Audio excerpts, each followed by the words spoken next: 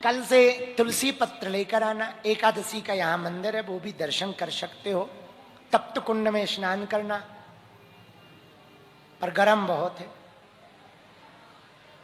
धीमे धीमे प्रवेश करना। तप्त कुंड के स्नान का भी महत्व है। इस भूमि पर हम कल एक बात पढ़ रहे थे तो हमें बहुत अच्छी लगी। यहां पर 5 शिलाएं हैं बद्रीनाथ जी में। कितनी शिला?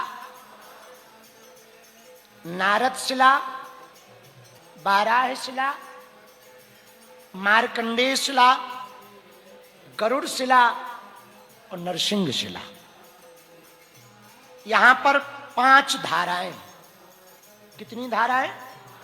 बद्रीनाथ जी में 5 धाराएं हैं। प्रहलाद धारा, कूर्म धारा, भृगु धारा, इंदिरा धारा और उर्वशी धारा। यहां पर 5 बद्री हैं। कितने बद्री हैं? 5 बद्री हैं। वृद्ध बद्री, आदि बद्री, योग ध्यान बद्री, भविष्य बद्री और विशाल बद्री। यहां पर 5 प्रयाग। कितने प्रयाग हैं? 5। जाना पाओ तो सुनने वैसी भी कुछ प्राप्त हो जाएगा पुण्य, इसलिए सुनो।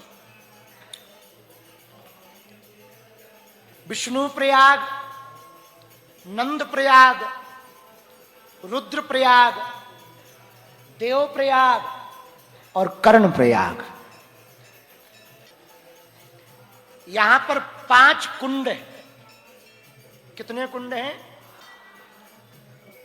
तप्त कुंड, मानसी कुंड, त्रिकोण कुंड, सप्तपंथ कुंड और नारद कुंड। बद्री विशाल विशेषतया 3 पर्वतों से घिरा। नर पर्वत, नारायण पर्वत और उर्वशी पर्वत। उर्वशी तुम अप्सरा ना समझ लेना, भगवान की जंघा से प्रकट हुई ये उर्वशी देवी है। यहां पर्वतों की एक माता है, उनका नाम नंदा देवी है। उनको नंदा माता कहा जाता। क्या कहा जाता? नंदा माता। यहां पर तपस्या उद्धव जी ने की, बद्रीनाथ, मार्कंडेय जी ने भी की और नारद जी ने भी की। जब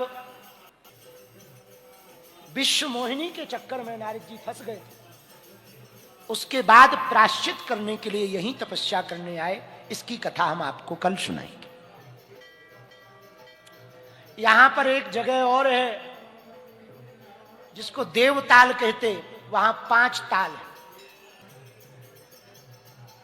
यहां पर एक स्नान करने की भूमि है, बसोधारा। बद्रीनाथ जी में ही बसोधारा है, बद्रीनाथ जी में ही देवताल है, बद्रीनाथ जी में ही नर नारायण पर्वत आज भी तपस्या कर रहे हैं। और जिस दिन दोनों पर्वत ये एक हो जाएंगे, पृथ्वी पर महाप्रलय हो जाएगा। बद्रीनाथ जी में ही पंचप्रयाग अंतर्गत, बद्रीनाथ जी में 5 कुंड, 5 शिला और बद्रीनाथ जी में ही 5 धारा है। बद्रीनाथ जी में एक और जगह है जो यक्षों की है, सतोपंथ कहते हैं। सरोवर का क्या नाम है महाराज जी? सतोपंथ सरोवर। एक वहां वो तालाब है ना, स्वर्गारोहिणी, उसके तो वो तालाब सतोपंथ में पूज्य महाराज जी ने तो वहां कई दिन रह करके साधना की। बहुत ग्लेशियर है, जाने का मार्ग दुर्गम है, पर वहां आज भी 22-22 फुट के लोग मिलते हैं। यक्ष देव आदि दर्शन करने के लिए आते हैं।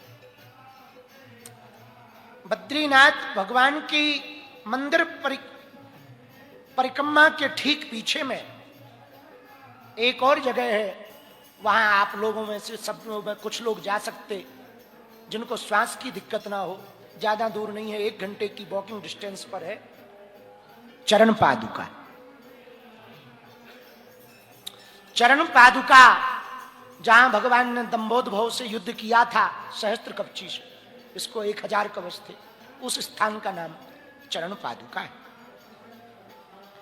इन्हीं बद्रीनाथ भगवान की छत्र छाया में आगे चलकर एक और जगह अद्भुत है, उसको व्यास गुफा कहते हैं। भागवत जी की रचना और 18 पुराणों की रचना यहीं पर हुई है। सनातनियों के लिए यह अद्भुत भूमि है। वहीं पर आगे मुचकुंद गुफा है, राजा मुचकुंद की कथा सुनी होगी आपने। आगे मुचकुंद गुफा है, वहीं पर सरस्वती जी, आगे से सरस्वती जी प्रकट हुई और यहीं पर विलुप्त हुई। और हम माणा गांव के प्रधान जी आए थे कल परसों, उनके साथ बैठे बैठे हम विनोद कर रहे थे कि माणा गांव तो पूरी दुनिया में बहुत भाग्यशाली है। बोले क्यों? हम कहा तुम्हारे यहां सरस्वती जी प्रकट भई और तुमने ही लुप्त कर दी, मतलब पूरी सरस्वती तुम्हारे ही पास। तो वहां पर आगे सरस्वती जी हैं जहां वो गुप्त हुई। अभी आप लोगों में से किसी ने पढ़ा हो ना पढ़ा हो, हमने तो कल पढ़ लिया, थोड़ा सा टाइम मिला। एक भूगर्भीय वैज्ञानिकों ने शोध किया प्रयागराज में, 16 मीटर की गहराई पर गुप्त नदी पाई जो 4 से 5 किलोमीटर चौड़ी है, और वो कोई और नदी नहीं, उन्होंने प्रमाणित किया ये सरस्वती जी ही है। अभी की ये ताजा रिपोर्ट की बात हम आपको कर रहे हैं। तो है सरस्वती जी भी यहीं पर गुप्त हुई। पहले के जमाने में बद्रीनाथ जी के पुजारी और केदारनाथ के पुजारी एक ही थे। यहां की मंगला करने के बाद केदारनाथ जाते थे। केदारनाथ की मंगला करके यहां आते थे सुबह शाम। हाँ, सुबह पुजारी जी मंगला यहां करते थे, फिर पर्वतों से पैदल चलते हुए ग्लेशियर को पार करते हुए, बड़े बड़े, हमारी अंग्रेजी तो बहुत ऊंची है, बर्फ के बड़े बड़े पर्वतों को पार करते हुए केदारनाथ पहुंचते थे, वहां पर आरती करते थे।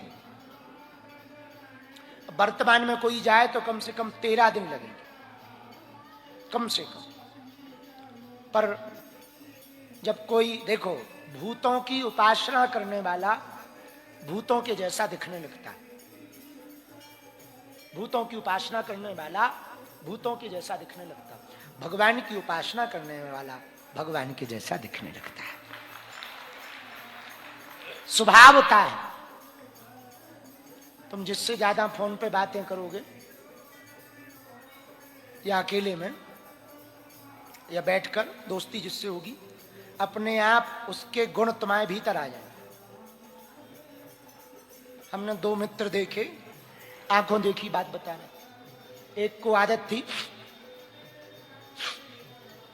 वो कुछ भी बात करे, थोड़ी भी करे, आगे आगे।